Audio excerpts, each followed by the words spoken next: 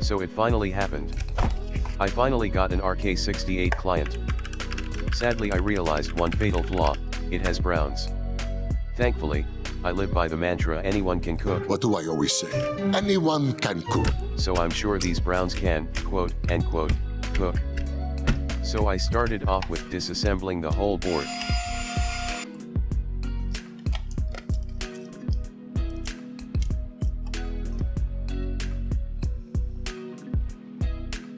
Then fixing the stock stabilizers on it. If you're new to this hobby, I highly suggest looking up guides on tuning stabilizers, it helps the board a lot. Besides, stabilizers with rattle are for Logitech fanboys.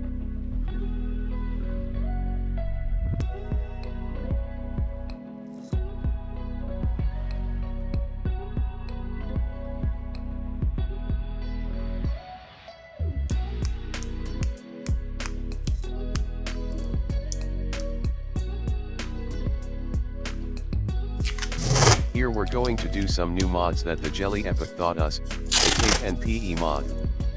This mod is more of a preference, but you should at least try it out, it's affordable and easy to do, kinda like a cheat code for better sound in my opinion.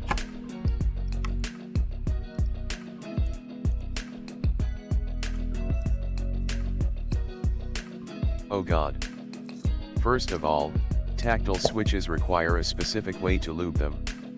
Lubing browns too much makes it a linear, and I'm not even exaggerating. But seriously, to anyone deciding to buy switches, browns are probably the worst budget switches out there. Good tactile switches are far from budget, and I highly suggest just going for some linear switches. Or if you're bored and want your roommate to pull their hair out, buy some MX Blue switches.